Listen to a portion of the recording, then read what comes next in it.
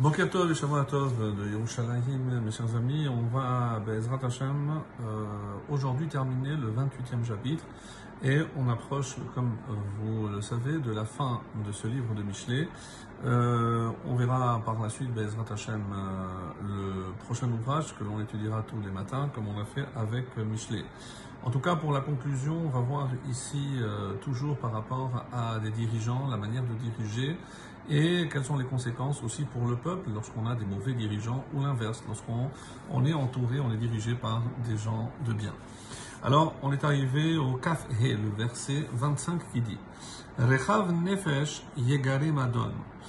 Donc, celui qui a Nefesh, on va voir d'après les commentaires, c'est celui qui a un vaste appétit. Gargeran Veta Avtan, donc quelqu'un qui cherche toujours à assouvir ses plaisirs ou ses désirs.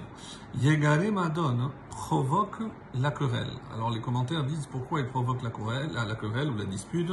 C'est pour s'approprier de l'argent de manière illégale. Et donc il fera tout pour assouvir ses besoins, et même s'il faut évidemment tromper, tricher ou voler. Uboteach al Hashem Yedushan. Et par opposition, donc ici, mais celui qui place sa confiance en Hashem, en Dieu, Yedushan, littéralement c'est engraissera. Autrement dit, il ne lui manquera de rien. Et c'est comme ça que le Gaon de Vilna propose une autre explication par Yedushan. C'est non seulement qu'il ne manquera de rien, mais il se contentera de ce qu'il a. Pourquoi ? Parce qu'il sait que ce qu'il possède vient d'Hachem.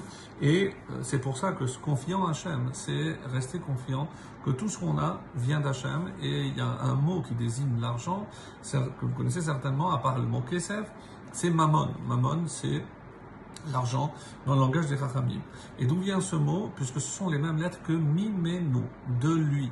Pour ne pas oublier que même l'argent que nous on possède vient aussi d'Akadosh Baruch Hu, c'est lui qui nous l'octroie, et c'est pour ça qu'il faut en faire toujours un bon usage.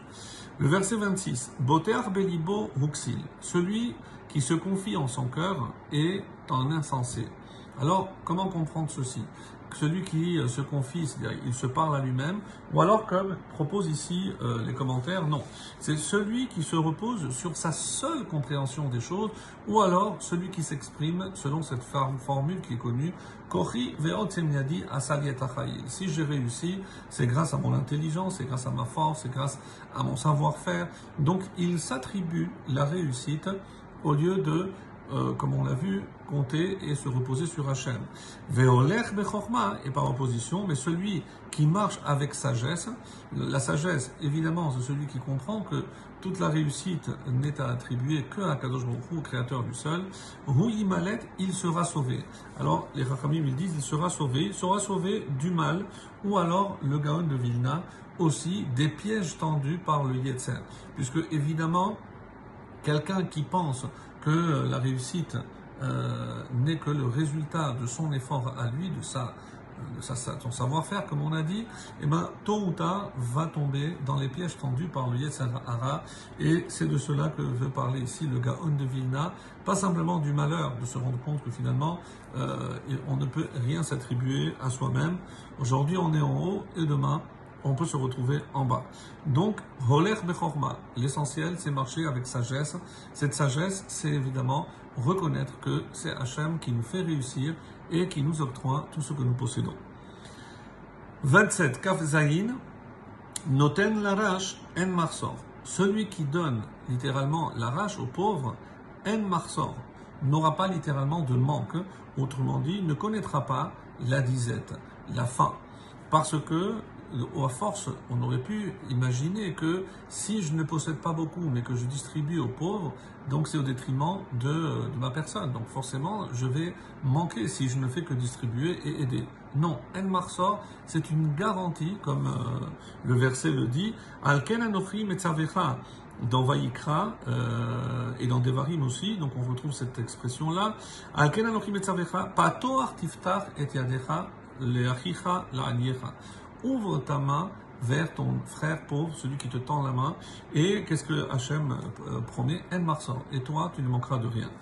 Uma'alim enav, mais celui qui se couvre les yeux, Rav Me'erot aura une abondance, mais à ce moment-là, de malédiction. Parce que il va contre la volonté d'Hachem, il se couvre les yeux et il ne voit pas la main qui est tendue. Donc, rappelons que c'est aussi un devoir écrit, rapporté de la Torah. Donc, si quelqu'un s'appauvrit et qui te tend la main, tu dois le soutenir. Comment? En l'aidant.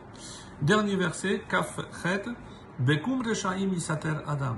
Quand les méchants se lèvent, on parle ici des dirigeants, chacun se cache. On a peur de la réaction de ces gouvernants, de ces gouverneurs, parce qu'on ne sait pas sur qui va tomber leur colère ou malheureusement les décrets. Ou Beovdam, mais lorsqu'ils périssent, lorsqu'ils se perdent, donc ces dirigeants, Yirbu Tzadikim, se font nombreux les justes. Parce que, à ce moment-là, on voit la valeur de chacun. Et l'autre explication ici qu'on dit, donc on va reconnaître la grandeur des hommes justes et on aura la chance d'être dirigé par des chachamim, par des tzadikim, des gens qui ne cherchent que le bien. Shavuot Tov.